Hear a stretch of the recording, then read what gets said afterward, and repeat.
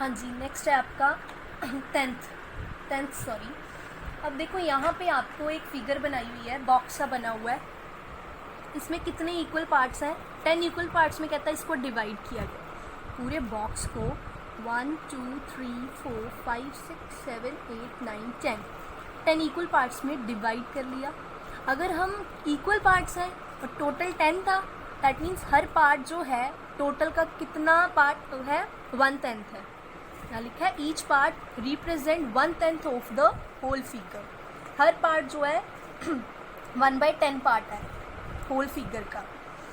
So the shaded part, अब यहाँ पे एक बॉक्स शेड किया गया है, इसीलिए कहता है शेडेड पार्ट जो है वो 1/10 है होल फिगर का।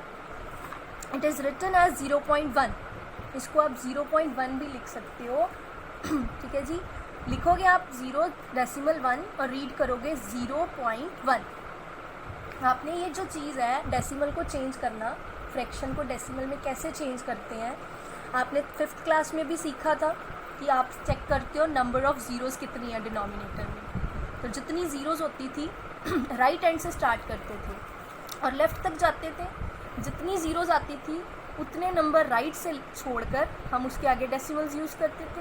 अब यहाँ पे ओनली सिंगल डिजिट थी, सिंगल ज़ीरो थी, तो ऊपर 1 सिंगल छोड़ के उसके आगे डेसिमल आ गया। ठीक है। उसके बाद आप कहते हैं नेक्स्ट है,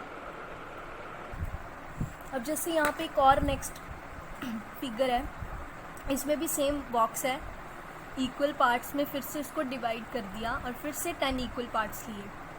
और अब यहाँ पे शेडेड पार्ट उन्होंने 7 यूज़ कर लिए। ठीक है, तो फ्रैक्शन क्या हो जाएगी? 7/10।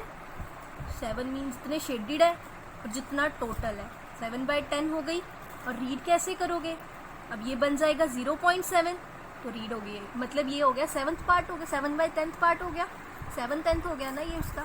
ऐसे ही आप जितना शेड करोगे वो उस होल का that/10 बनता जाएगा। मान लो आप 2 फिगर्स को शेड करते हो तो वो 2/10 होगा, 4 को करोगे 4/10 होगा।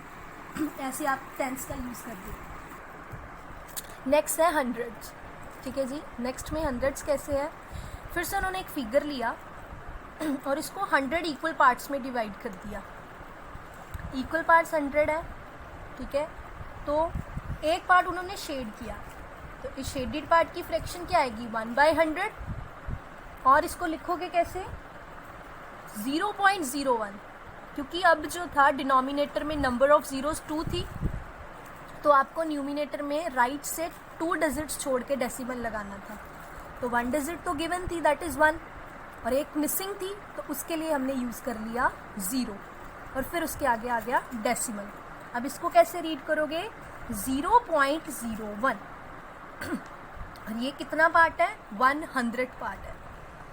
ऐसे ही आप जितने बॉक्सेस को शेड करोगे उतना पार्ट आपको गिवन हो जाएगा और उसका वैसे ही आप फ्रैक्शन भी निकाल सकते हो।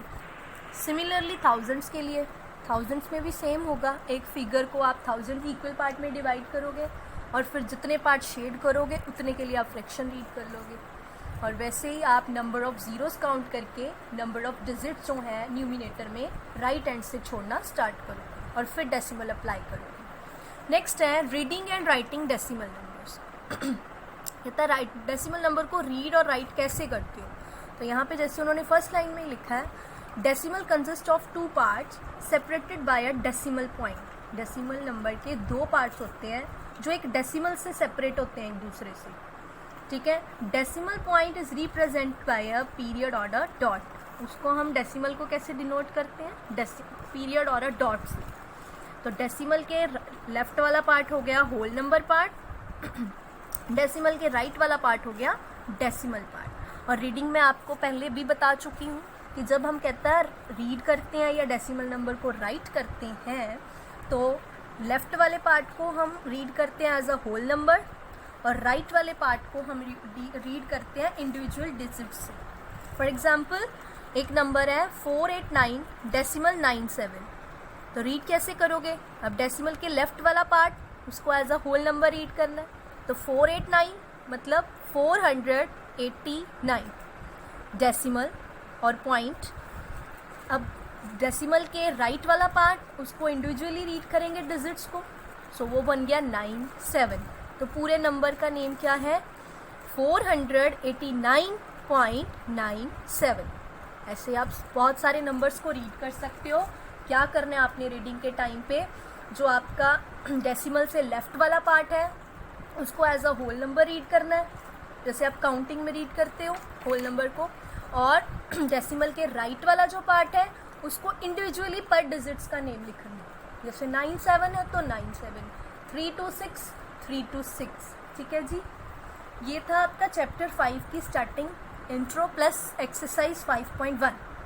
ठीक है, अच्छे से इसको रीड करके पहले समझ कर फिर करना है, बिकॉज सारा डिपेंड करता है आपकी रीडिंग पे कि आप कैसे डेसिमल नंबर को रीड कर रहे हो, राइट कर रहे हो, एंड आपको फ्रैक्शंस बनानी आनी चाहिए।